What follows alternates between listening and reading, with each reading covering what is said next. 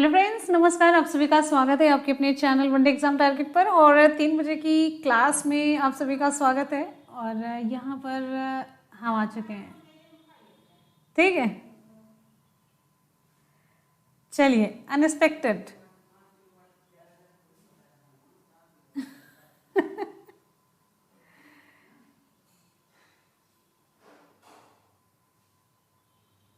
सभी से नमस्कार, गुड इवनिंग। स्टार्ट करते हैं आज की क्लास को। क्वेश्चन आप सभी की स्क्रीन पर बिना किसी देरी के। चलिए, नाभिकीय रिएक्टर में जो भारी जल होता है D2O है, यहाँ पर लिखा है D2O। तो D2O का प्रयोग किस रूप में किया जाता है? सभी लोग अपने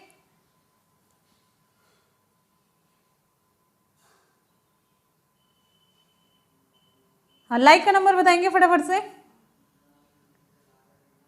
एकदम से सुपर डुपर हिट क्लास बना दीजिए, जिससे कि सर को भी लगे कि अगर हम ले रहे हैं तो कुछ। तो विकल्प यहाँ पर हमारा सही हो जाता है ऑप्शन ए, मंदक के रूप में। नाभिकीय रिएक्टर में जो भारी जल का प्रयोग किया जाता है मॉडरेटर के रूप में किया जाता है, मंदक के रूप में किया जाता है, मॉडरेटर के रूप में किया जाता है। ध्यान रखिएगा, ठीक है।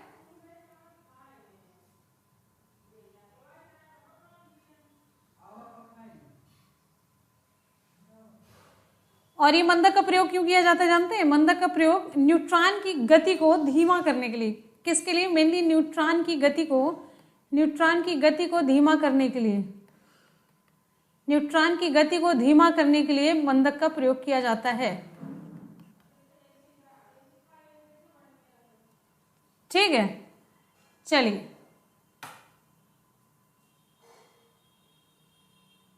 अगले क्वेश्चन पर बढ़ते हैं। नेक्स्ट है, कोशिका शब्द दिया किसने था? कोशिका सेल शब्द किसने दिया था? Leeuwenhoek, Robert Hooke, Robert brown या फिर फ्लेमिंग? ऑप्शन कौन सा सही होगा?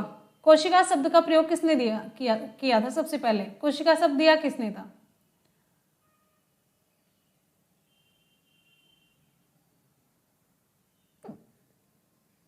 बिल्कुल सही जवाब है, ऑप्शन बी सही हो जाता है, Robert Hooke. Option B, Robert Hooke ने। तो रॉबर्ट हुक ने सेल शब्द दिया था। आपको यहां पर बताते चलते हैं, लीवेनहॉक ने किसकी खोज की थी? सबसे पहले किसकी खोज की थी? लीवेनहॉक ने। लीवेनहॉक के बारे में एक बहुत ही इंपॉर्टेंट क्वेश्चन आपका तैयार हो जाता है। लीवेनहॉक ने बैक्टीरिया की खोज की थी। बैक्टीरिया की खोज की थी लीवेनहॉक ने। रॉबर्ट ब्राउन के बारे में क्या फेमस है?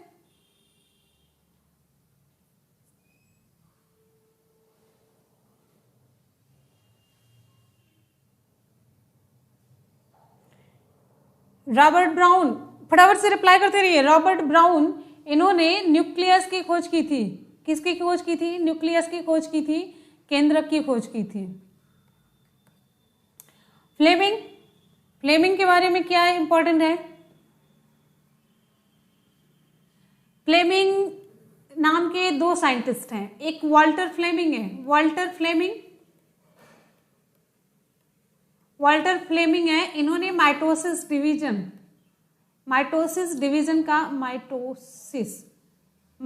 डिवीजन का पता लगाया था। और एक थे अलेक्जेंडर फ्लेमिंग, इन्होंने पेनिसिलिन की खोज की थी। किसकी खोज की थी? पेनिसिलिन की खोज की थी।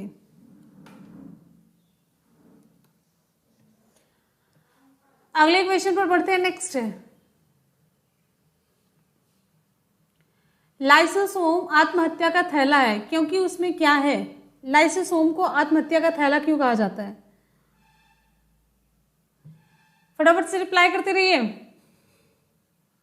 हमें पता है आप लोग ऑब्जेक्टिव पर इतने स्टिक रहते हैं कि मतलब ऑब्जेक्टिव ही आप लोगों को चाहिए होता है।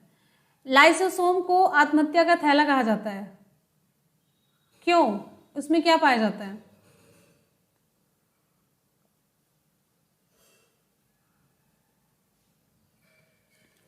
लाइसोसोम को आत्महत्या का थैला कहा जाता है क्योंकि इसमें कौन सा एंजाइम पाया जाता है या फिर क्या पाया जाता है?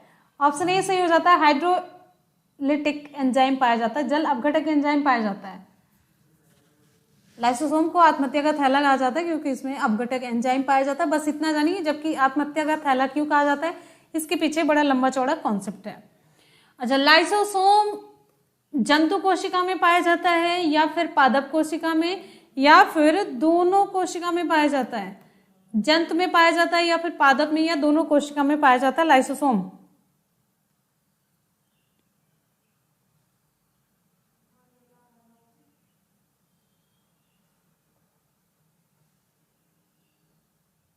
चलिए, लाइसोसोम केवल जंतु कोशिका में पाया जाता है। लाइसोसोम केवल जंतु कोशिका में पाया जाता है, ध्यान रखिएगा। दोनों में नहीं पाया जाता, केवल जंतु कोशिका में पाया जाता है लाइसोसोम। ये कोशिकांग होता है, जैसे मतलब ये कोशिका है ना, पूरी कोशिका है, उसमें छोटे छोटे ये यहाँ पर केंद्रक पाया जाता है, बीच में केंद्रक के भी अंदर केंद्रिका होती है और छोटे छोटे यहाँ पर कोशिकांग पाए जाते हैं। जैसे यहाँ पर माइटोकॉन्ड्रिया है, क्लोरोप्लास्ट है, लाइसोसोम है, एंडोप्लाज्मिक रेटिकुलम है, तो ये सारी चीजें ये पाई जाती हैं। ठीक है, गोल्जी काय है, तो इसी में एक लाइसोसोम होता है कोशिकांग, जो कि केवल पाया जाता है जो जंतु कोशिका होती है उसमें पाया जाता है, पादप में लाइसोसोम नहीं पाया जाता। अगले क्वेश्चन पर बढ़ते हैं, नेक्स्ट है कोशिका का पावर हाउस। कोशिका का पावर हाउस कौन सा है? कोशिका का पावर हाउस कौन है? क्लोरोप्लास्ट है, माइटोकॉन्ड्रिया, गोल्जी काय या फिर न्यूक्लियोलस?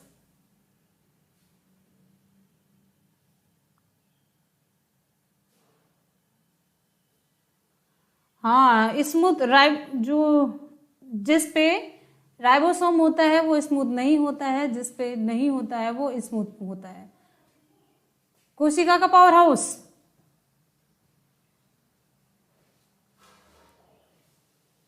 ऊर्जागृह। कोशिका का ऊर्जागृह किसे कहते हैं? बिल्कुल सही जवाब है माइटोकॉन्ड्रिया। माइटोकॉन्ड्रिया, अच्छा माइटोकॉन्ड्रिया की खोज किसने की थी? माइटोकॉन्ड्रिया की खोज किसने की थी? अभी को हमने कर दिया है लॉक, कायदे से लॉक कर दिया है, ये खुलने वाला है नहीं। माइटोकॉन्ड्रिया की खोज किसने की थी? रिचर्ड अल्टमान ने। लेकिन माइटोकॉन्ड्रिया का नाम किसने दिया था? सी बेंडा ने दिया था। सी बेंडा ने इसका नाम दिया था और ये इसका मुख्य काम होता है एटीपी के रूप में ऊर्जा मुक्त करना। और ये एटीपी को ऊर्जा का सिक्का कहा जाता है। ऊर्जा का सिक्का कहा जाता है। ऊर्जा का सिक्का, जब भी ऊर्जा की जरूरत होती है एटीपी किसमें टूटता है? एडीपी में टूट जाता है। एटीपी का फुल फॉर्म है एडिनोसिन ट्राइफॉस्फेट, तो ये टूटता है एडीपी में, एडिनोसिन डाइफॉस्फेट में, प्लस एक फॉस्फेट रिलीज यहाँ पे होता है। यहाँ पर जो बॉन्ड टूटता है ना, यहीं से ऊर्जा मुक्त होती है। जो बॉन्ड टूटता है वहीं से ऊर्जा मुक्त होती है। ठीक है, और ये जो गोल्जी का है ये प्लांट और एनिमल सेल दोनों में पाया जाता है। माइटोकॉन्ड्रिया भी दोनों में पाया जाता है, ध्यान रखिएगा। लेकिन जो क्लोरोप्लास्ट है केवल प्लांट में पाया जाता है। ठीक, तो गोल्जी का जो है ये प्लांट और एनिमल दोनों में पाया जाता है और इसकी खोज किसने की थी? कैमिलियो गोल्जी ने की थी। गोल्जी काय की खोज किसने की थी? कैमिलियो गोल्जी ने की थी और इन्हीं के नाम पर ही इन्हें गोल्गी बॉडी रखा गया और इन्हें सेल में पदार्थों का, इनके द्वारा सेल में पदार्थों का जो होता है परिवहन होता है। और न्यूक्लियस के अंदर ये न्यूक्लियोलस पाया जाता है, जैसे कि हमने बताया ये पूरा कोशिका है तो ये केंद्रक होता है, इसके अंदर होता है केंद्रिका जिसे कहा जाता है न्यूक्लियोलस। ठीक है, और ये जो न्यूक्लियोलस होता है प्रोटीन और आरएनए के संश्लेषण में सहायता प्रदान करता है। अगले क्वेश्चन पर बढ़ते हैं, नेक्स्ट है। नेक्स्ट हमारा क्वेश्चन आप सभी की स्क्रीन पर आ रहा है, धीरे धीरे से आ रहा है। वह जीव जो मृत कार्बनिक पदार्थ पर उगता है उसे क्या कहा जाता है? वह जीव जो मृत कार्बनिक पदार्थ पर उगता है उसे क्या कहा जाता है? मतलब मरे हुए कार्बनिक पदार्थ पर उगता है उसे क्या कहते हैं? स्पोरोफाइट कहते हैं, पैरासाइट, सैप्रोफाइट या फिर एपिफाइट। बड़ा इंपॉर्टेंट है और थोड़ा सा टफ क्वेश्चन में आता है ये सब। जो मृत कार्बनिक पदार्थ पर उगता है उसे हम क्या कहते हैं?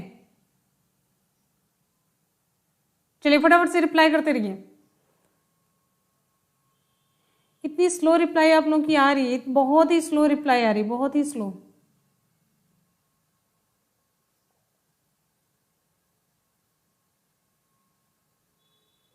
विकल्प यहाँ पर हमारा सही हो जाता है ऑप्शन सी, सैप्रोफाइट कहते हैं। ऑप्शन सी सही हो जाता है। जो मृत कार्बनिक पदार्थ पर उगता है उसे हम कहते हैं सैप्रोफाइट। एपिफाइट किसे कहते हैं? ऐसा पौधा होता है जो पोषी पौधा पर रहता है, मतलब कोई भी पौधा जो दूसरे पौधे पर उगता है और इस पौधे से पोषण प्राप्त करता है उसे कहते हैं एपिफाइट। जैसे ऑर्किड है, ऑर्किड ये एपिफाइट में आता है, बड़ा इंपॉर्टेंट है, ये एग्जाम्पल पूछा जाता है। और सबसे छोटा बीज किसका होता है? ऑर्किड का होता है। सबसे बड़ा बीज किसका होता है? सबसे बड़ा बीज किसका होता है? आप लोग बताइए जल्दी से कमेंट सेक्शन में, सबसे बड़ा बीज किसका होता है?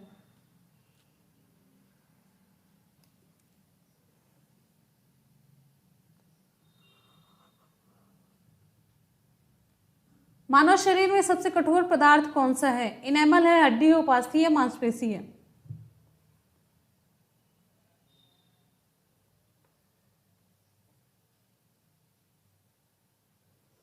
मानव शरीर में सबसे कठोर पदार्थ कौन सा है?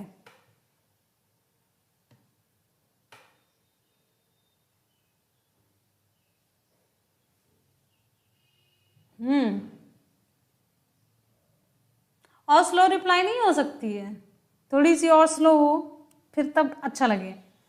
मानव शरीर में सबसे कठोर ऑप्शन ए सही हो जाता है, इनेमल है, ऑप्शन ए, दंतवल्क। ठीक है। अच्छा, शरीर की सबसे लंबी हड्डी कौन सी है? शरीर की सबसे लंबी हड्डी कौन सी है?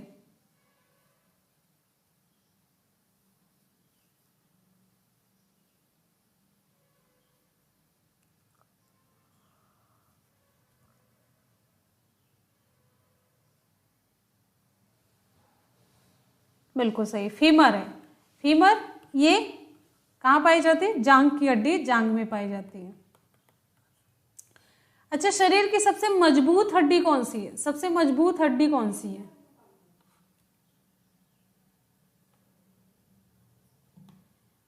सबसे लंबी तो हो गई, सबसे मजबूत हड्डी कौन सी है?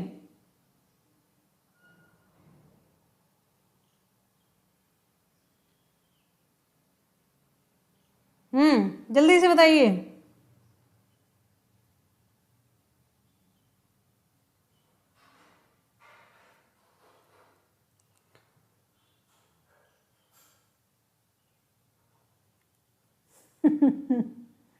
सबसे मजबूत होती है जबड़े की हड्डी। कौन सी होती है? जबड़े की हड्डी होती है सबसे मजबूत।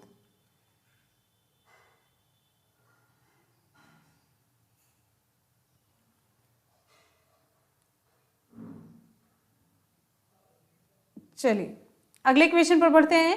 अच्छा ये बताइए, सबसे छोटी हड्डी कौन सी होती है? सबसे छोटी, ये भी पूछा जाता है, ये खूब पता होगा आप लोगों को। सबसे छोटी हड्डी कौन सी होती है और ये कहां पर पाई जाती है? फटाफट से रिप्लाई करते रहिए, जितनी जल्दी, जैसे हम पूछते देर ना हो, आप लोग की रिप्लाई तुरंत आ जानी चाहिए, लेकिन आप लोग उतना ही लेट करते रहते हैं।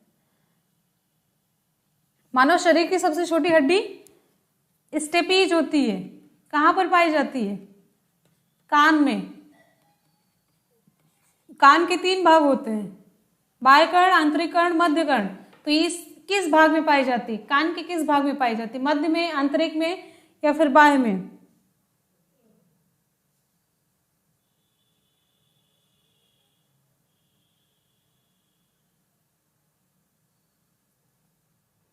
चलिए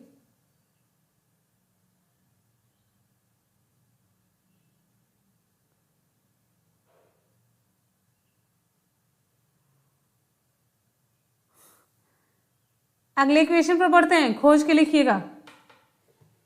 नेक्स्ट, कुछ मेहनत कर लीजिए। लाल रक्त का आकार होता है, लाल रक्त का आकार कैसा होता है? आरबीसी,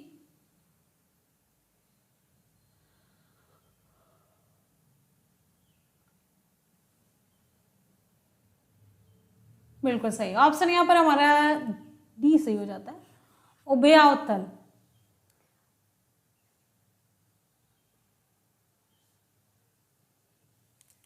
और यहाँ पर एक इम्पोर्टेंट चीज जानते रहिए, जो स्तनधारी होते हैं, स्तनधारी, उनकी जो आरबीसी होती है, रेड ब्लड कार्पसेल्स होती है, रेड ब्लड कार्पसेल्स, लाल रुधिर कणिकाएं, लाल रक्त कोशिकाएं, लाल रुधिर कणिकाएं, ये रक्त की सबसे प्रमुख कोशिका होती है। और मतलब ये आप ये जानते रहिए, पूरा जो रक्त है उसका ये सबसे मतलब रुधिर का ये पूरा 40% ये कंप्लीट करती हैं। और ये क्या काम करती हैं? ऑक्सीजन ढोने का काम करती हैं। आरबीसी जो होती है ये ऑक्सीजन का परिवहन करने का काम करती है, ऑक्सीजन को ले जाती है और विभिन्न अंगों तक पहुंचाती है। इस कोशिका में केंद्रक नहीं पाया जाता है, स्तनधारी के आरबीसी में केंद्रक नहीं पाया जाता है।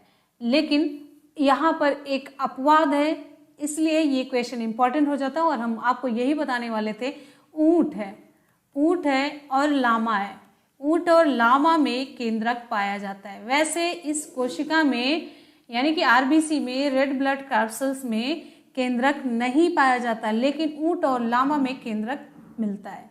तो यहां से इंपॉर्टेंट ये वाला क्वेश्चन इंपॉर्टेंट बन जाता है। अच्छा, आरबीसी की अगर हम औसत आयु की बात करते हैं तो कितनी है? फटाफट से बताइए।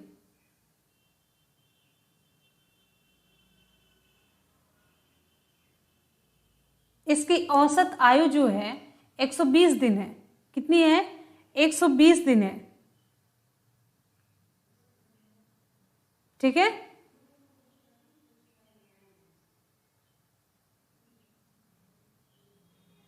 अगले क्वेश्चन पर बढ़े। और यहीं पर आप ये जानते रहिए डब्ल्यूबीसी, डब्ल्यूबीसी व्हाइट ब्लड कार्पसेल्स, श्वेत रक्त कोशिकाएं या श्वेत रुधिर कणिकाएं, ये क्या काम करती हैं? ये मेनली हमारे इम्यून सिस्टम को स्ट्रांग करती है, प्रतिरोधक क्षमता को बढ़ाती हैं, रोगों से लड़ने की क्षमता प्रदान करती हैं। ठीक है, चलिए, आप लोग हैं कि डिस्कनेक्ट तो नहीं हो गया?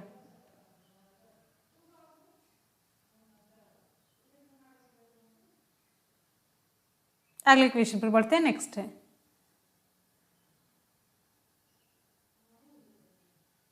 मानव हृदय में प्रकोष्ठों की संख्या कितनी होती है? चैम्बर कितने होते हैं? मानव हृदय में प्रकोष्ठों की संख्या यानी कि मानव हृदय में चैम्बर कितने पाए जाते हैं? विकल्प यहां पर हमारा कौन सा सही होगा?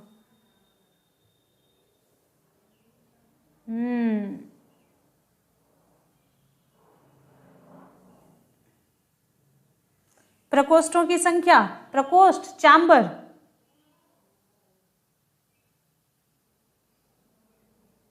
क्या बात है भाई, ऑप्शन डी से हो जाता। हमने सोचा अभी एक तो ना लगा दें, वैसे भी सबके दिल के जो कोष्ठ प्रकोष्ठ है सभी कम होते जा रहे हैं, बैठे बैठे कुछ नहीं तो प्रकोष्ठ ही कम हो रहे हैं। तो कौन कौन से पार्ट हैं? 4 चैम्बर होता है, जिसमें 2 अपर होता है। बिल्कुल सही जवाब है, 2 अपर। हम ये चाह रहे हैं आप लोग की रिप्लाई हम जरूर देंगे, मतलब आप लोगों की रिप्लाई आती जाए, ये नहीं कि एकदम से डिपेंडेंट ना बनी। एग्जाम अब नजदीक है, बहुत नजदीक है। 2 अपर चैम्बर है, 2 अपर चैम्बर जिसे हम कहते हैं लेफ्ट आर्ट्रियम और राइट आर्ट्रियम। 2 अपर में, अपर चैम्बर में आ जाता है लेफ्ट आर्ट्रियम और फिर राइट आर्ट्रियम। और फिर 2 अगर मतलब लोअर चैम्बर की बात करते हैं तो लेफ्ट और राइट वेंट्रिकल्स हो जाता है। ठीक है, ये 4 हो जाते हैं। क्लियर हो गया? चलिए, और फिर ये यहाँ पर ये 4 वाल्व से भी बना होता है, 4 वाल्व भी इसमें लगे होते हैं। आपको बताते चलते हैं 4 वाल्व कौन होता है। ट्राइकस्पिड होता है, पल्मोनरी होता है, मिट्रल होता है और एरोटिक वाल्व होता है। तो ये 4 होते हैं इसमें। ठीक है, अच्छा ये बताइए, ये हृदय का मुख्य काम क्या है? हृदय का मुख्य काम क्या है? हृदय का मुख्य काम क्या है? धड़कना है? हृदय का मुख्य काम, हाँ, हृदय का मुख्य काम है धड़कन। बहुत बढ़िया, धड़कता है। तो ये पंप करता है, क्या पंप करता है? हवा नहीं पंप करता है, ये ऑक्सीजनेटेड जो ब्लड होता है ऑक्सीजन युक्त जो ब्लड होता है, ऑक्सीजन युक्त हम क्यों कह रहे हैं अभी आपको बताते हैं। ऑक्सीजन युक्त रक्त है, ये पंप करता है, मतलब सभी जगह पर शरीर के विभिन्न अंगों तक ये पहुंचाता है। रक्त को पंप करता है, पंप किस लिए करता है, सभी अंगों तक पहुंचाता है। कैसे रक्त को, शुद्ध रक्त को, ऑक्सीजन युक्त। अच्छा, शुद्ध रक्त किसे कहते हैं, जिस रक्त में ऑक्सीजन मिक्स होता है उसे हम शुद्ध रक्त कहते हैं। रक्त है, अगर उसमें ऑक्सीजन मिला हुआ है तो हम इसे कहेंगे शुद्ध रक्त। अगर रक्त है, इसमें कार्बन डाइऑक्साइड मिला होता है तो इसे हम कहते हैं अशुद्ध रक्त। तो हृदय का काम होता है, शरीर के विभिन्न अंगों से रक्त इसमें आता है, पंप होता है, फिर शुद्ध रक्त यहाँ पर बनता है और फिर शरीर के विभिन्न अंगों तक पहुंचा दिया जाता है। ठीक है, तो ये इसका मुख्य काम है। हाँ, लव टब की आवाज आती है इसमें। अगले क्वेश्चन पर बढ़ते हैं। नेक्स्ट है,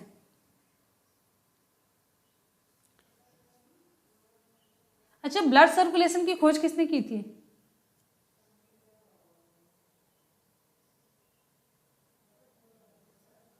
अगले क्वेश्चन पर बढ़ते हैं। नेक्स्ट है, मानो स्पाइनल कॉलम कितनी हड्डियों से बना होता है? स्पाइनल कॉर्ड कितनी हड्डियों से बना होता है? स्पाइनल कॉलम भी है, तो कितनी हड्डियों से मिलकर के बना होता है?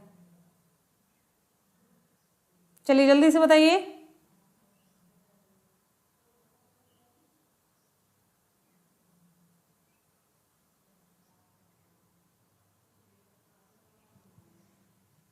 क्या बात है, एक्सेलेंट, बहुत बढ़िया भाई, बहुत ही बढ़िया। उत्तर आपका यहाँ पर सही हो जाता है। ऑप्शन ए 33 हड्डियों से मिलकर के बना होता है स्पाइनल कॉर्ड, ये 33 हड्डियों से मिलकर के बना होता है। और आपको बताते चलते हैं कि इसमें ना जो पहली कशेरुका होती है किस नाम से जानी जाती है? जैसे मतलब यहाँ से शुरू होकर के पूरी कमर तक जाती है, तो ये यहाँ पर 33 इस तरीके से कशेरुकाएं इसमें लगी हुई होती है। वर्टिब्री कॉलम कहा जाता है ना, तो यहाँ पर 33 हड्डियां होती हैं, ऐसे ऐसे छोटी छोटी। आप देखते होंगे डायग्राम में ऐसे ऐसे कुछ पता चलता रहता है ना, ऐसे ऐसे ऐसे। तो ये पहली जो हड्डी होती है मस्तिष्क के पीछे से जुड़ी हुई होती है। पहली हड्डी को हम क्या कहते हैं? पहली हड्डी को हम क्या कहते हैं? पहली हड्डी को एटलस कहा जाता है। पहली हड्डी को एटलस कशेरुका कहा जाता है। अच्छा, जो ये वर्टिब्री कॉलम होता है ना, यहां पर देखिए कई भागों में बटा होता है, मेनली 5 भागों में बटा होता है। आपको बताते चलते हैं 33 कैसे पूरा मिलकर के बनता है। पहला भाग जो होता है ये होता है सर्वाइकल रीजन होता है। सर्वाइकल रीजन होता है, सर्वाइकल रीजन में पूरी 7 कशेरुकाएं लगी होती हैं। 7 ये हो गई। फिर उसके बाद आता है थोरैकिक रीजन, जो वक्ष वाला भाग होता है, तो इसमें 12 कशेरुकाएं होती हैं। फिर लंबर रीजन आता है, कटी वाला क्षेत्र, फिर यहाँ पर 5 कशेरुकाएं होती हैं। फिर सैक्रल रीजन आता है, वहां पर 5 कशेरुकाएं होती हैं। फिर उसके बाद आता है कॉर्डल रीजन आता है, तो फिर वहां पर 4 होती है पुंछ वाले भाग में। तो 7 5 12 5 12 5 कितना हो गया भैया, कितना हुआ? पता नहीं, हमारी कैलकुलेशन बड़ी गड़बड़ है।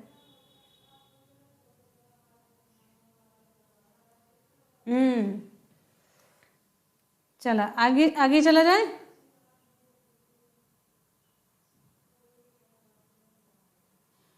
अच्छा, रीढ़ की हड्डी का काम क्या है?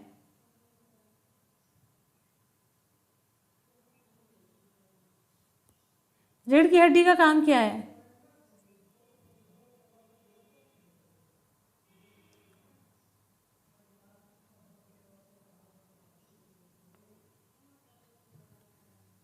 सीधा रखना, शरीर को सीधा रखना।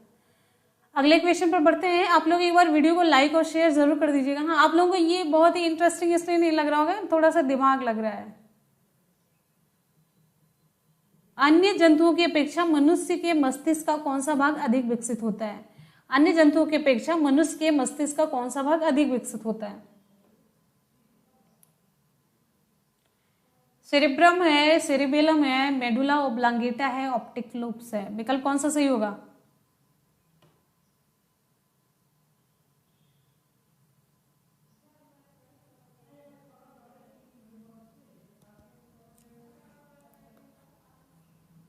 ऑप्शन ए सेरेब्रम है, ऑप्शन ए मनुष्य का प्रमस्तिष्क। अन्य जंतुओं की अपेक्षा ये अधिक विकसित होता है।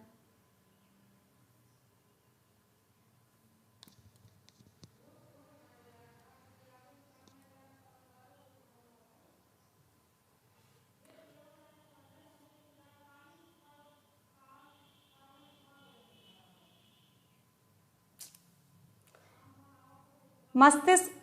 चलिए अगले क्वेश्चन पर बढ़ते हैं। नेक्स्ट है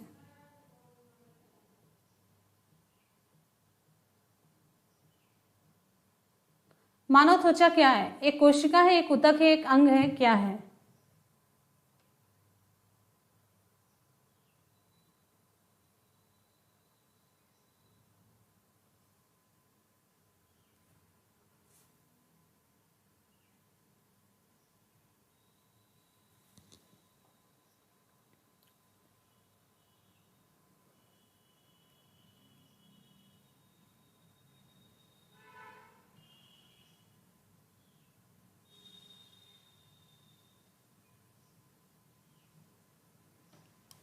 ऑप्शन सी सही हो जाता है, एक अंग है ये। ऑप्शन सी मानव त्वचा एक अंग है, बिल्कुल सही। अंग कैसे बनता है? शरीर की सबसे छोटी जो कोशिका होती है, सबसे शरीर की सबसे छोटी क्रियात्मक और अगर हम कहते हैं संरचनात्मक इकाई क्या है, यानी कि जो मानव शरीर है वो छोटी छोटी कोशिकाओं से मिलकर के बना है। तो सबसे छोटी इकाई हो गई कोशिका, और कई कोशिकाएं मिलकर के ऊतक का निर्माण करती हैं। कई कोशिकाएं जब मिल जाती है तो ऊतक बन जाता है, और कई ऊतक जब मिल जाते हैं तो ये बनाता है अंग। अंग मिल करके बनाता है अंग तंत्र, और फिर उससे पूरा शरीर बनता है। तो ये जो त्वचा है ये एक अंग है, ठीक है। शरीर का बाह्य आवरण होती है जिसे हम बाह्य त्वचा या फिर एपिडर्मिस भी कहते हैं, एपिडर्मिस, ठीक है।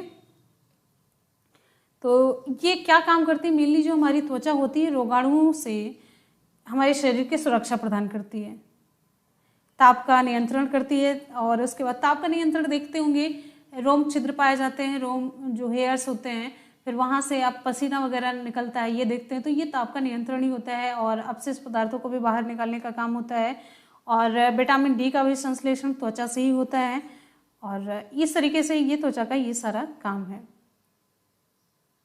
ठीक है। अगले क्वेश्चन पर बढ़ते हैं। नेक्स्ट हमारा क्वेश्चन कौन सा है? Insulin fill in the blank के उपापचय को नियंत्रित करता है। शर्करा के, वसा के, प्रोटीन के या फिर लवण के? विकल्प कौन सा सही होगा? इंसुलिन।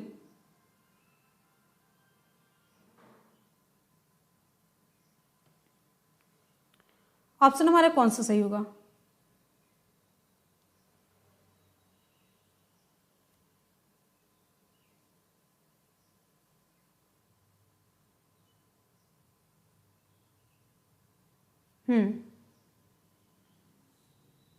इंसुलिन। प्रोटीन कहां से आ गया भाई?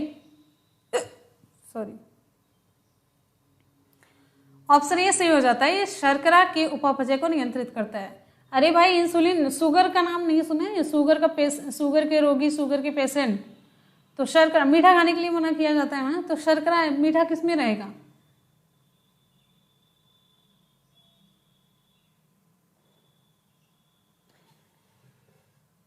हो गया, कल्याण हो गया आप लोगों का। इंसुलिन अग्नाशय में, अग्नाशय एक अंग है, क्या है अग्नाशय? क्या है जिसे इसमें कहते हैं पैंक्रियाज है, पैंक्रियाज है।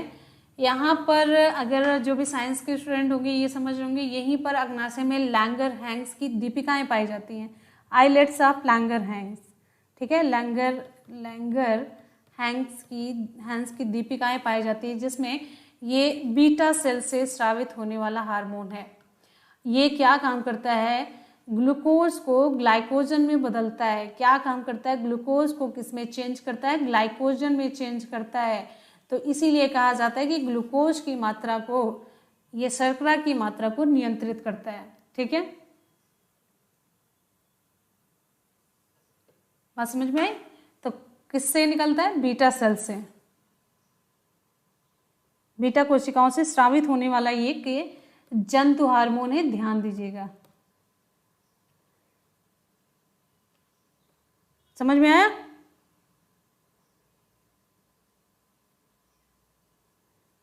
चलिए अगले क्वेश्चन पर बढ़ेंगे हम। नेक्स्ट,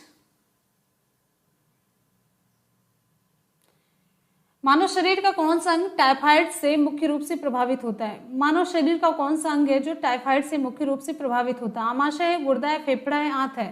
विकल्प कौन सा सही होगा? मानव शरीर का कौन सा अंग टाइफाइड से मुख्य रूप से प्रभावित होता है? बहुत आसान से, किसी का भी गलत नहीं होना चाहिए। टाइफाइड मैक्सिमम लोगों को हो ही चुका होता है।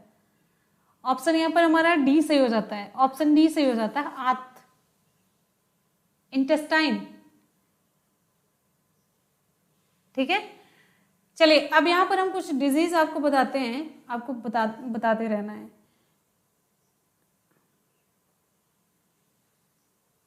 चलिए, बड़ा उसी में फंस जाएंगे।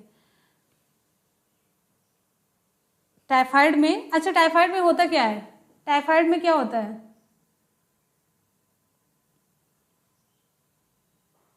टोकले क्या लिख देते हैं, समझ ही नहीं आता है।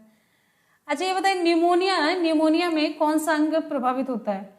न्यूमोनिया, न्यूमोनिया, न्यूमोनिया और साथ ही साथ में ट्यूबरकुलोसिस, ट्यूबरकुलोसिस, ट्यूबरकुलोसिस में शरीर का कौन सा अंग प्रभावित होता है? न्यूमोनिया और ट्यूबरकुलोसिस में शरीर का कौन सा अंग प्रभावित होता है? फटाफट से रिप्लाई करते रहिए। बहुत ही बढ़िया, इससे फेफड़ा प्रभावित होता है, लंग्स। ठीक है, अच्छा नेफ्राइटिस,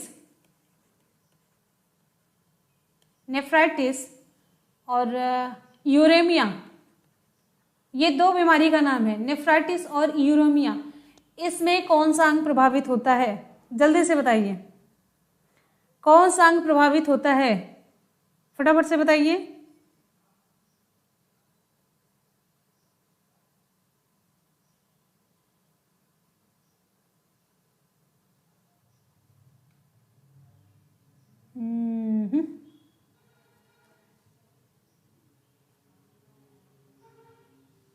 चलिए, इसका सही जवाब हो जाता है किडनी। इसका सही जवाब है किडनी है।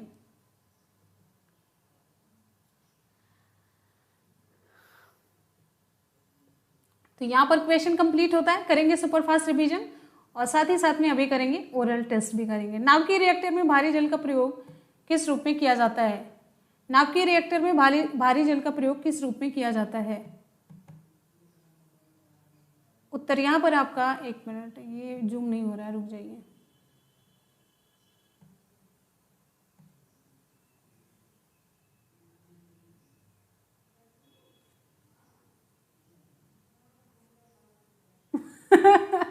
नकल क्यों मारते हैं आप लोग? नकल मत मारा करिए ना, नकल क्यों मारते हैं? नाभिकीय रिएक्टर में विकल्प यहाँ पर हमारा सही हो जाता है, ऑप्शन ए D2O जो है मंदक के रूप में। नेक्स्ट क्वेश्चन पर बढ़ते हैं। अगला क्वेश्चन है, कोशिका शब्द किसने दिया? कोशिका शब्द किसने दिया था? कोशिका शब्द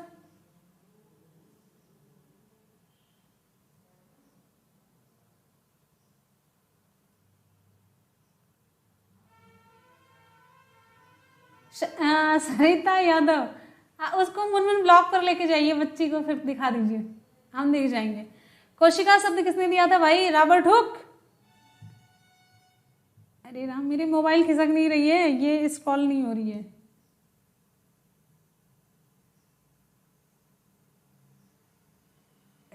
चलिए, वैसे हमको दिख नहीं रहा है, हम सोच रहे थे कम से कम आपकी रिप्लाईज में देखते रहते। ऑप्शन बी सही हो जाता है, रॉबर्ट हुक। 100% सही करने की कोशिश कीजिएगा, कोई दिक्कत नहीं है। अगले क्वेश्चन पर बढ़ते हैं। नेक्स्ट है, लाइसोसोम को आत्महत्या का थैला कहते हैं क्योंकि इसमें क्या पाया जाता है? लाइसोसोम को आत्महत्या का थैला कहते हैं क्यों? उसमें क्या पाया जाता है? विकल्प यहाँ पर हमारा सही हो जाता है, जल अपघटक enzyme. Option A hydrolytic enzymes होता है। नेक्स्ट क्वेश्चन पर बढ़ते हैं, कोशिका का पावर हाउस कौन है? कोशिका का पावर हाउस किसे कहा जाता है? क्लोरोप्लास्ट, माइटोकॉन्ड्रिया, गोल्गी आई या फिर न्यूक्लियोलस? विकल्प यहाँ पर हमारा कौन सा सही होगा? फटाफट से रिप्लाई करते रहिए। ऑप्शन यहाँ पर कोशिका का पावर हाउस कहा जाता है माइटोकॉन्ड्रिया को, ये एटीपी के रूप में ऊर्जा मुक्त करती है। अगले क्वेश्चन पर बढ़ते हैं। नेक्स्ट है, वह जीव जो मृत कार्बनिक पदार्थ पर उगता है उसे हम क्या कहते हैं? स्पोरोफाइट, पैरासाइट, सैप्रोफाइट या फिर एपिफाइट। ऑप्शन यहाँ पर हमारा कौन सा सही होगा? फटाफट से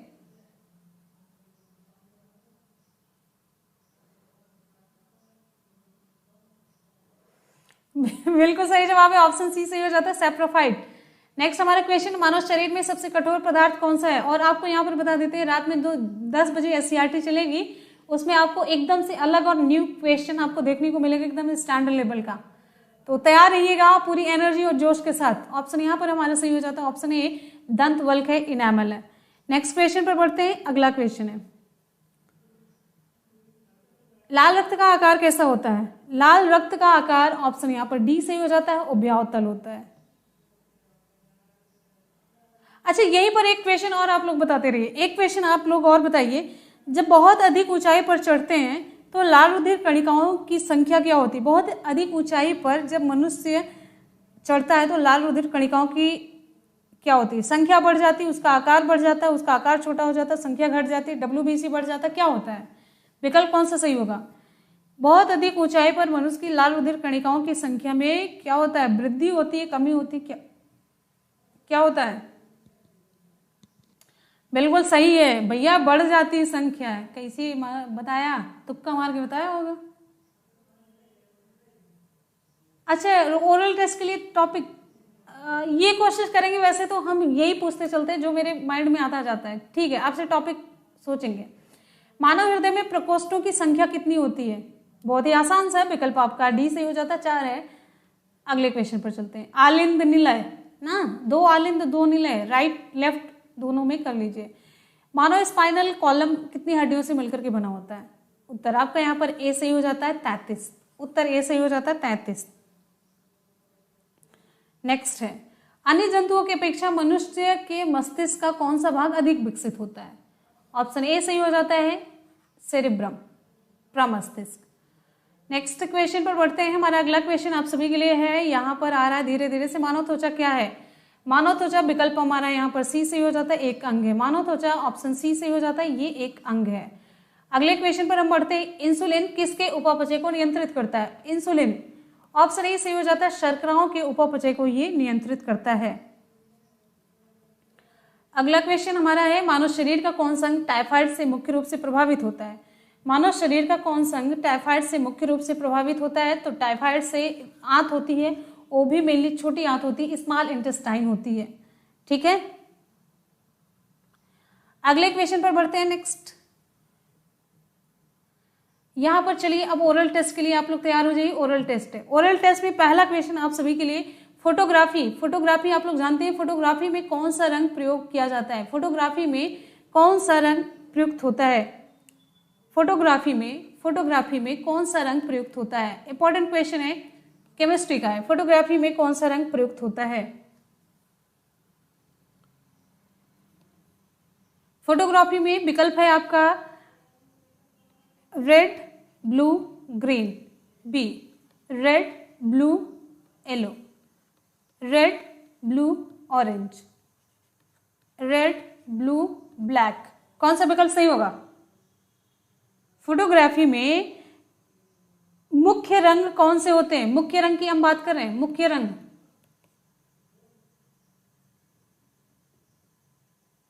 मुख्य रंग RBG, रेड होता है, ब्लू होता है, ग्रीन होता है, लाल, नीला, हरा होता है। ऑप्शन ए सही हो जाता है, 100%। इसे लॉक किया जाए।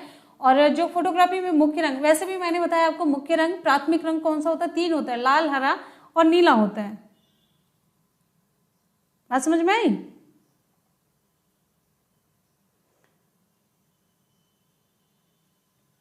हाँ, अगले क्वेश्चन पर बढ़ते हैं। नेक्स्ट है, ये आप लोगों से वैसे कल हम पूछ चुके थे। अब यहां पर एक और क्वेश्चन बताइए, कुछ ईंधन का हम नाम देते हैं। कोयला, लकड़ी,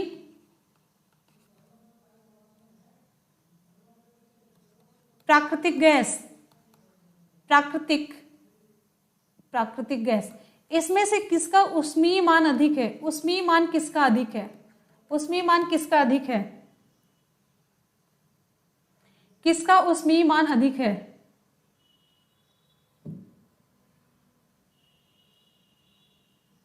बिल्कुल सही जवाब है। यहाँ पर प्राकृतिक गैस का मान सबसे, प्राकृतिक गैस में उसमें मान सबसे अधिक होगा। चलिए अब यहां पर अगला क्वेश्चन, नाभिकीय रिएक्टर है। नाभिकीय रिएक्टर में कौन सा ईंधन प्रयोग किया जाता है? Uranium, uranium, radium, petrol, diesel. नाभिकीय रिएक्टर में कौन सा ईंधन प्रयुक्त किया जाता है? कौन सा ईंधन प्रयुक्त किया जाता है? बिल्कुल सही है, यूरेनियम है। सही जवाब इसका यूरेनियम है। ठीक है,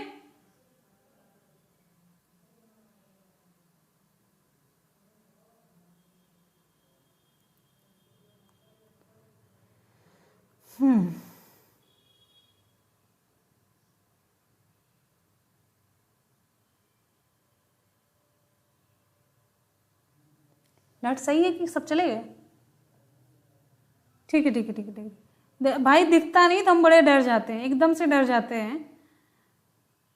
चलिए अगले क्वेश्चन पर बढ़ते हैं। आसान सा क्वेश्चन है ग्रीन हाउस गैस से रिलेटेड। अब यहां पर आपको बताना है कौन सी ग्रीन हाउस गैस है। कौन सी ग्रीन हाउस गैस है? Oxygen, carbon dioxide, nitrogen, ozone. कौन सी ग्रीन हाउस गैस है? कौन सी ग्रीन हाउस गैस है? अरे क्या बात है भाई, कहते देर ना हो रही है, सब लोग बता दे रहे हैं। तो यहाँ पर भाई सही जवाब हो जाता है ऑप्शन बी, कार्बन डाइऑक्साइड है। चलिए अगले क्वेश्चन पर बढ़ते हैं।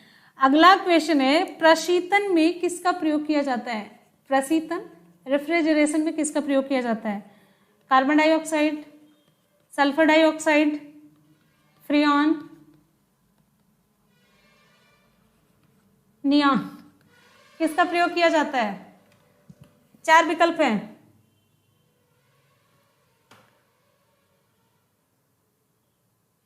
चला जल्दी जल्दी बताओ। उत्तर सही हो जाता है फ्रियॉन।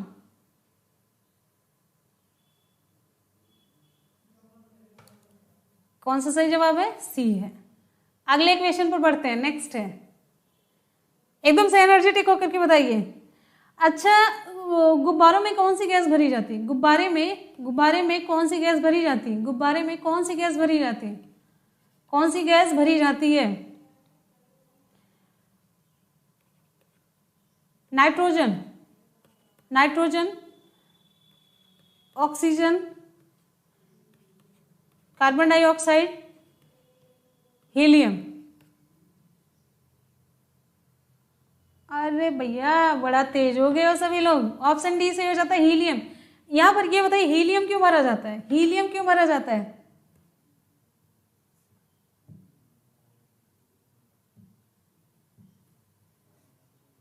राहुल मौर्य,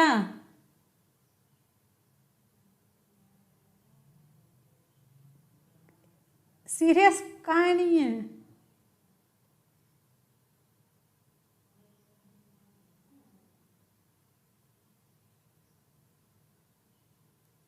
हाँ, ये हीलियम। राहुल तो बहुत ही अच्छे स्टूडेंट में आते, कैसा क्या रिप्लाई? ये हो सकता है मूड, मेरा क्वेश्चन ही गलत है।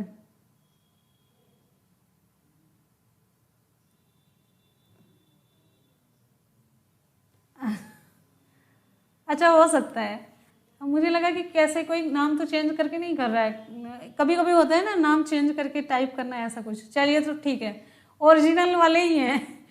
अब यहाँ पर हीलियम क्यों भरा जाता है? तो चलिए ये क्वेश्चन यहाँ पर थोड़ा सा सुधार करते हैं। हीलियम गैस को गुब्बारे में क्यों भरा जाता है? तो इसके पीछे रीजन ये है, ये वायु से हल्की होती है। ठीक है, चलिए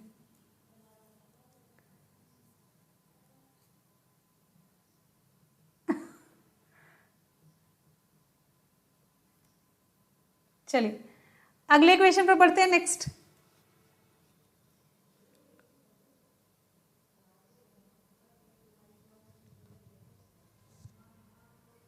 भाई थोड़ा सा भावना को समझना है ना। अच्छा कोई बात नहीं, कोई बात नहीं, बस मुझे ये लगा ना कि हो सकता है कभी कभी, कोई बात नहीं, ओरिजिनल रहिए, सही रहिए। अगला क्वेश्चन पूछते हैं। नाभिकीय रिएक्टर में ग्रेफाइट का प्रयोग किस लिए किया जाता है? नाभिकीय रिएक्टर में, भाई ओरल टेस्ट है, कभी कभी थोड़ा बहुत तो कॉम्प्रोमाइज कर लिया करिए ना। नाभिकीय रिएक्टर में ग्रेफाइट का प्रयोग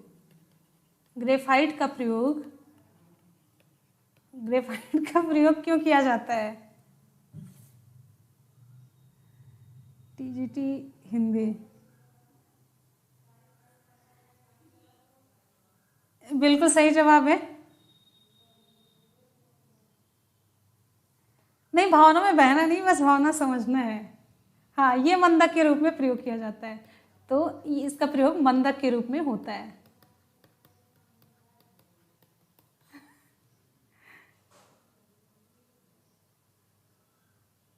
अच्छा ये बताइए, ज्यामिति का जनक किसे माना जाता है? ज्यामिति का जनक किसे माना जाता है?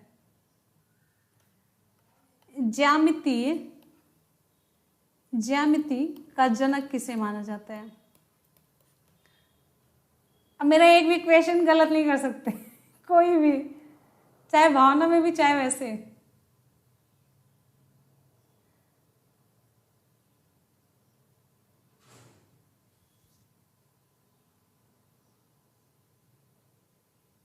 हैं? हाँ सही जवाब है यूक्लिड। भाई अगर हिंदी की टाइपिंग देख लेना तो फिर तो अपना क्वेश्चन ही आदमी भूल जाएगा। रिवीजन हो गया, यूक्लिड है सही जवाब है। नेक्स्ट क्वेश्चन पर बढ़ते हैं। अगला कौन सा क्वेश्चन पूछा जाए? अच्छा चलिए, एक थोड़ा सा स्टैंडर्ड क्वेश्चन पूछते हैं। जो घरेलू विद्युत उपकरण होता है, इसमें जो फ्यूज तार प्रयोग किया जाता है, जो पूरा घरेलू उपकरण होता है, जो तार का पूरा सिस्टम होता है, उसमें फ्यूज का प्रयोग किया जाता है ना, फ्यूज तार का। तो इसका प्रयोग क्यों किया जाता है?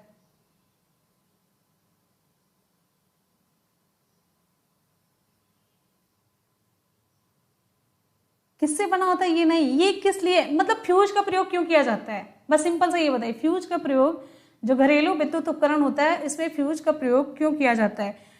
क्यों? विकल्प आपको दे देते हैं। प्रतिरोध कम हो, ऑप्शन बी गलनांक कम हो, या फिर यहाँ पर चालकता कम हो, घनत्व कम हो, कौन सा विकल्प सही होगा?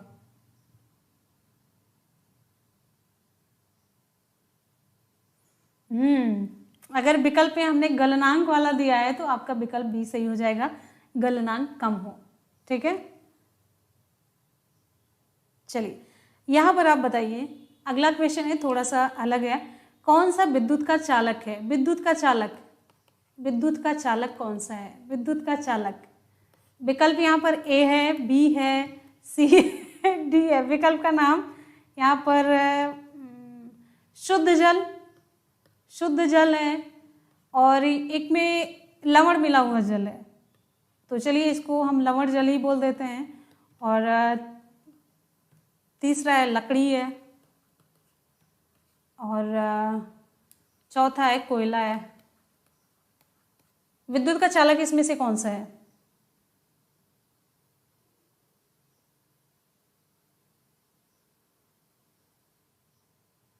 विद्युत का चालक जल इसमें होगा जिस जल में लवण मिला हुआ होता है, साल्ट मिला हुआ होता है, ये होता है विद्युत का चालक। आपको हम एससीईआरटी में पूरा कॉन्सेप्ट यहाँ पर बता करके समझा करके बताए हैं। ठीक है, ये विद्युत का चालक होता है।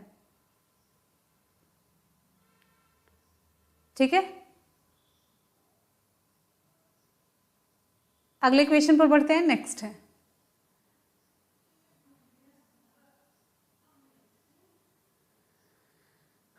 कौन सा, अब यहाँ पर चालक से रिलेटेड एक क्वेश्चन और पूछते हैं। जो निम्नलिखित में से आपको सर्वोत्तम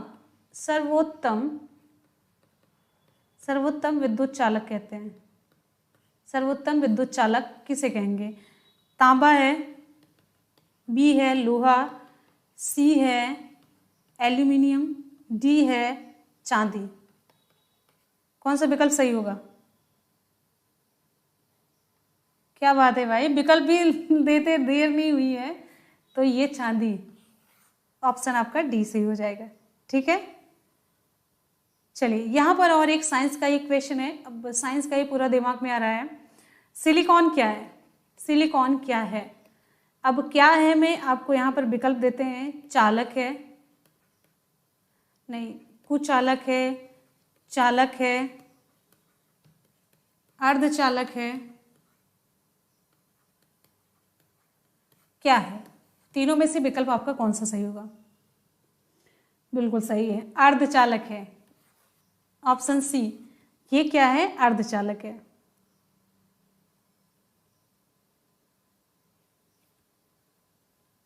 अच्छा, एक और क्वेश्चन है। ठोस अवस्था में, ठोस अवस्था में विद्युत धारा निम्नलिखित में से किस में से प्रवाहित होगी? ए है हीरा हो गया, ग्रेफाइट हो गया, आयोडीन हो गया, सोडियम क्लोराइड हो गया। ठोस अवस्था में, ध्यान से क्वेश्चन पढ़िए फिर रिप्लाई करिए। ग्रेफाइट इसका सही जवाब है, बिल्कुल सही है, ऑप्शन बी सही हो जाता है, ग्रेफाइट इसका सही जवाब है। ठीक है, चलिए बहुत सारी यहाँ पर क्वेश्चन हम लोगों ने देख लिए हैं और अब क्लास को खत्म करें।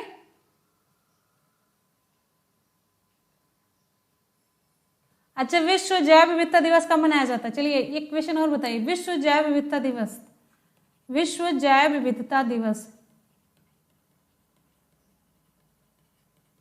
विश्व जैव विविधता दिवस कब मनाया जाता है? बिल्कुल सही जवाब है 22 मई को। विकल्प देने की जरूरत नहीं पड़ी ना, तो इसी तरीके से होता है। विश्व जैव विविधता दिवस कब मनाया जाता है? ते 22 कब मनाया जाता है? 22 मई को मनाया जाता है। इसका उद्देश्य जैव विविधता की सुरक्षा करना होता है। अच्छा, विश्व गौरैया दिवस कब मनाया जाता है? विश्व गौरैया दिवस, गौरैया दिवस कब मनाया जाता है? विश्व गौरैया दिवस कब मनाया जाता है?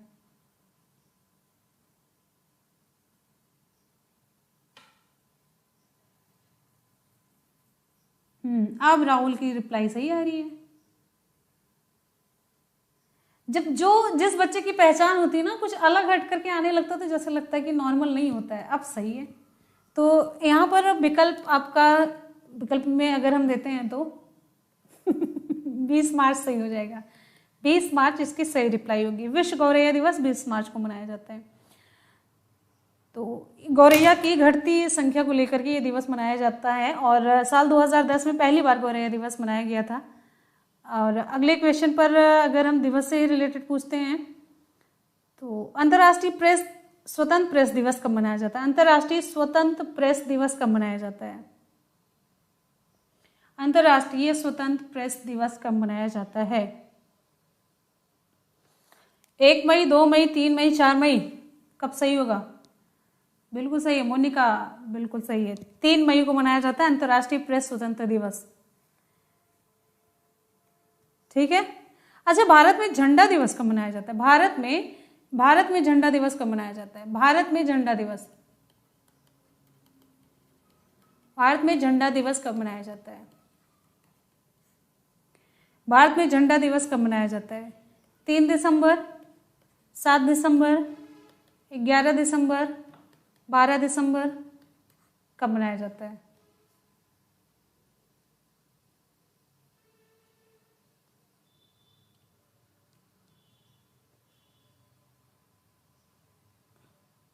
दिन पूछे तो अनुच्छेद ना बताना। 7 दिसंबर को भारत में झंडा दिवस 7 दिसंबर को मनाया जाता है। इंपॉर्टेंट क्वेश्चन है और मैक्सिमम बच्चे इसमें कंफ्यूज कर जाते हैं। राष्ट्रीय गणित दिवस कब मनाया जाता है? राष्ट्रीय गणित दिवस, राष्ट्रीय गणित दिवस कब मनाया जाता है? राष्ट्रीय गणित दिवस कब मनाया जाता है?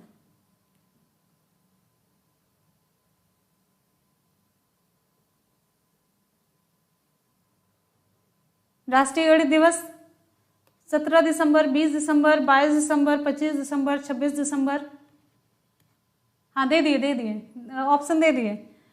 तो राष्ट्रीय गणित दिवस, राष्ट्रीय गणित दिवस मनाया जाता है 22 दिसंबर को। राष्ट्रीय गणित दिवस मनाया जाता है 22 दिसंबर को। और ये प्रसिद्ध गणितज्ञ जिनका नाम है श्रीनिवास रामानुजन, इनके जन्मदिन पर मनाया जाता है। रामानुजन के जन्मदिन पर यह मनाया जाता है। ठीक, अगले क्वेश्चन पर पढ़ेंगे। नेक्स्ट, विश्व हिंदी दिवस कब मनाया जाता है? विश्व हिंदी दिवस, विश्व हिंदी दिवस कब मनाया जाता है? विश्व हिंदी दिवस कब मनाया जाता है? 16 अगस्त, 17 अगस्त, 18 अगस्त, 14 सितंबर, कौन सा विकल्प सही होगा?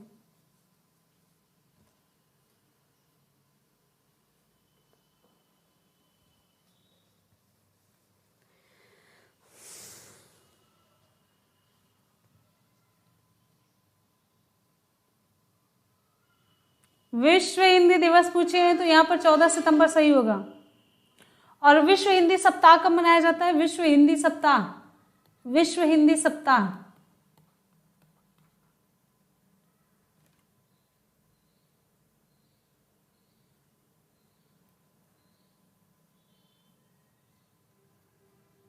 विश्व हिंदी सप्ताह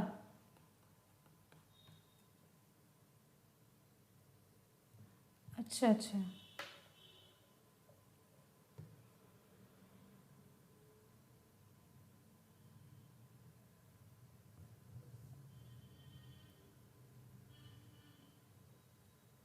क्या बात है भाई, क्या बात है। चलिए, विश्व हिंदी दिवस 10 जनवरी, 14 सितंबर राष्ट्रीय हिंदी दिवस।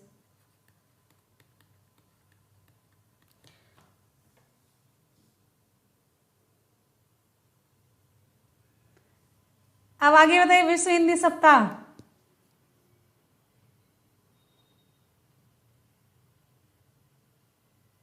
आस्था की कसम 10 जनवरी होगा। अरे भैया थोड़ा सा देखने तो दिया करिए कि होश होश में है कि नहीं है। विश्व हिंदी सप्ताह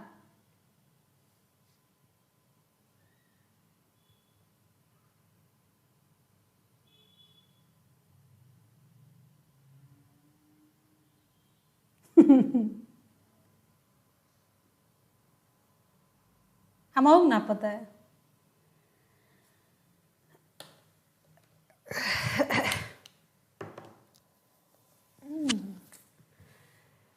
चलिए भाई, यहाँ पे ख़त्म करते हैं आज की क्लास को। और बहुत ज़्यादा पढ़ लिया आप लोग आज हम लोगों ने। और 10 बजे करेंगे जगराता क्लास, ठीक है। विश्व हिंदी दिवस, अरे कौन सी हंसी दिवस? विश्व हास्य दिवस 10 जनवरी को मनाया जाता है। अच्छा, राष्ट्रीय मतदाता दिवस कब मनाया जाता है?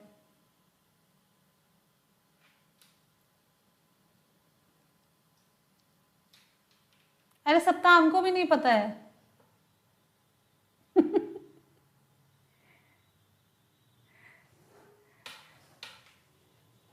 राष्ट्रीय मतदाता दिवस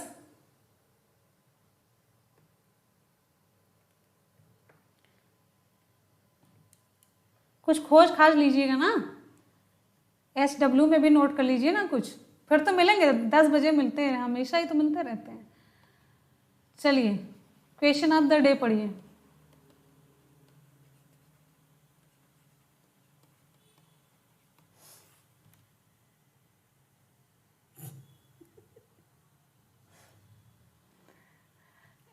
क्वेश्चन में दिवस से पूछें, दिवस में नहीं।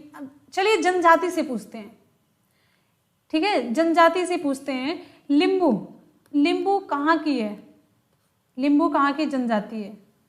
लिंबू किस राज्य आपको बताना है। लिंबू किस राज्य की जनजाति है और लींबू हो गया, बोंडा हो गया, और कोल, भोटिया, सबका राज्य आपको बताना है। लींबू, बोंडा, कोल, भोटिया और थारू आपको आप सभी को पता ही है। और साथ ही साथ में कार्बी भी है, हाँ कार्बी भी है। तो ये सारी आपको बताना है। जनजाति से रिलेटेड आज का क्वेश्चन ऑफ द डे है, जनजाति से related question of the day है, ठीक है।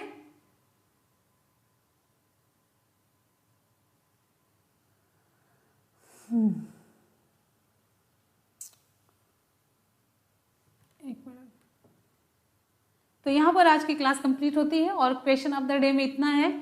और कुछ आपको रात में जागरण क्लास में एकदम से अलग क्वेश्चन देखने को मिलेंगे। थोड़ा सा उसमें हो सकता है हैंड रिटन भी हो जाए। और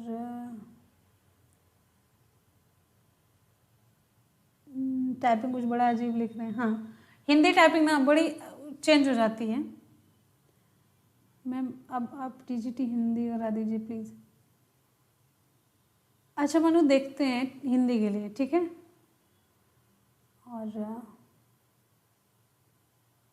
मैम सर कहाँ है, रात की क्लास सर लेंगे, कोई कंफर्म नहीं रहता है। तो सर बाहर गए हुए थे, काम से थे नहीं, सच्ची में।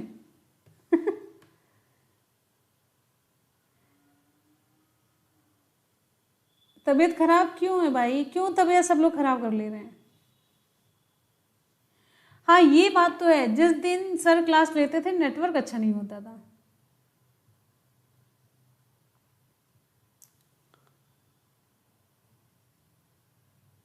अच्छा सुई लगी है, हस्तक क्या हो गया है।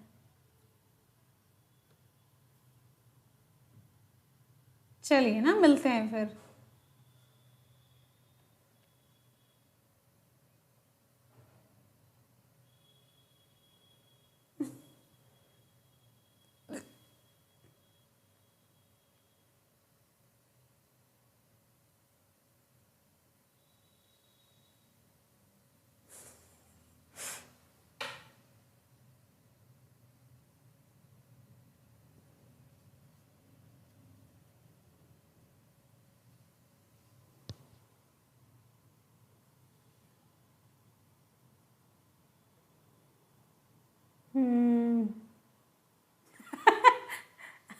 दिव्या सही है।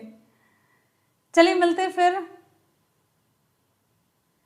मैम आपके पुराने वीडियोस देखने से फायदा होगा, कुछ एग्जाम में पूरा फायदा होगा, क्योंकि ना तो सिलेबस बदलता है, ना क्वेश्चन बदलता है, ना ही कंटेंट बदलता है। तो पुरानी वीडियोस और सुपर डुपर हिट वाली है, जिसको कि मैंने अपलोड किया है रिकॉर्ड करके, तो बड़ी अच्छी सी हैं, बहुत ही अच्छी, एकदम से मतलब लल्लन टॉप वाली हैं पुरानी वीडियोस। उसे पुरानी वीडियोस तो बिल्कुल भी ना मिस कीजिएगा। चलिए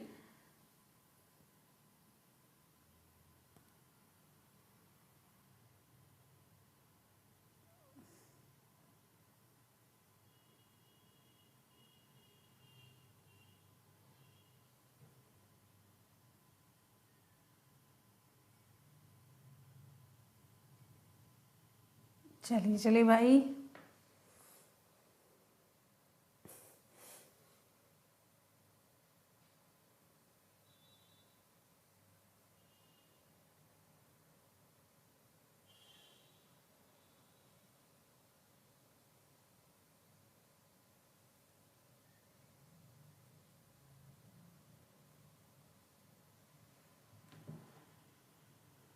आप लोग कमेंट हम बीच बीच में देखते हैं ना, तो हमको टाइम लग जाता है।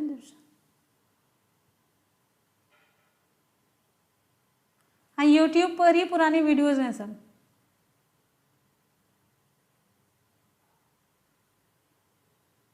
दीवान सिंह, कोई क्वेश्चन ही आपने कुछ पूछा ही नहीं।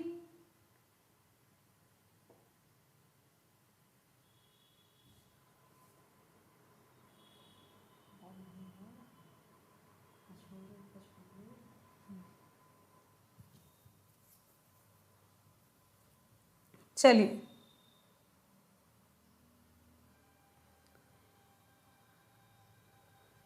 मिलते हैं ना फिर।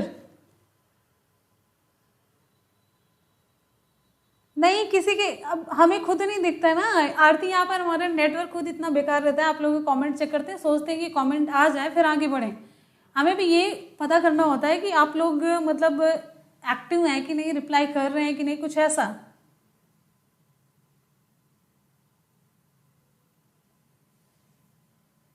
तो बस ऐसा ही है। चलिए मिलते हैं ना फिर, आप लोग रात में मिलेंगे जागरण क्लास में। तब तक के लिए goodbye, take care, thank you so much, love you all. और पीछे जो मैंने क्वेश्चन पूछा उस पर टाइम वेस्ट करने की ज़रूरत नहीं है, सप्ताह वाला, ठीक है। चलिए मिलते हैं, thank you so much, love you all, जय हिंद, वंदे मातरम।